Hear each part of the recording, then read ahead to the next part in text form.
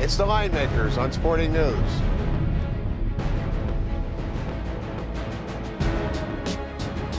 Pacers take a 3-2 lead into Atlanta. Welcome to the Linemakers on Sporting News. I'm Micah Roberts with Rick Herron. Rick, when you're playing in Atlanta and you're the Indiana Pacers, what's usually the result? Well, 13 consecutive times it's been a loss for the Pacers. That's an amazing number. They haven't won in Atlanta in 13 consecutive games. Of course, they don't seem to have any problem beating the Hawks in Indiana. They win by 23 tonight. They win easily every time they play them there. So, and this has been the sequence all season long in regular season and the playoffs now. Home court edge, and it's almost been like in this series that it's been one of the easiest where you just take the home team and you don't really think about it, and they've been blowout. They haven't even been close. They take the home team, weigh the points, and it may very well be that series, Micah, that goes 7 games and the home team wins every game.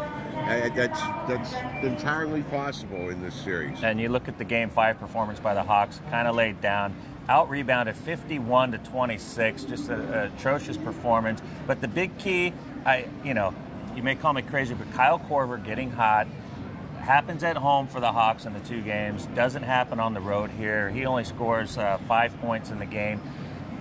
They need him, and that's kind of the X factor, and you hate to rely on a guy that comes off the bench and just chucks up threes, but he's a huge portion of their offense. Well, yeah, I mean, the Hawks won 90-69 and 102-91 on their home floor. They win the 2 games by 32 points, and like we said, they won 13 in a row against the Pacers on this floor.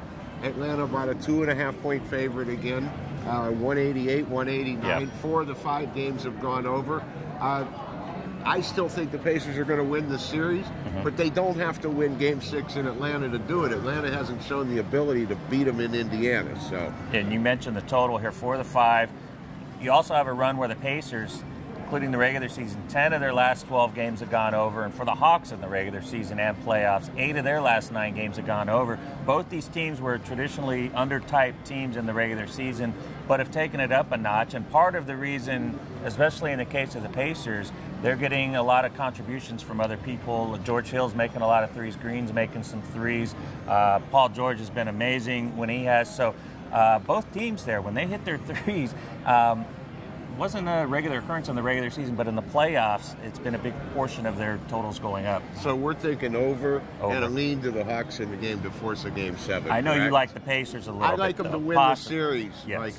But 13 in a row is hard to argue, especially when they got beat by 32 points in the first 2 games on this floor in the series. And the games haven't been close, right. So I could see it going back to Game 7, but definitely a lean towards a over here. That's the way they've been trending. Sound good? Sounds good. All right, thanks for watching.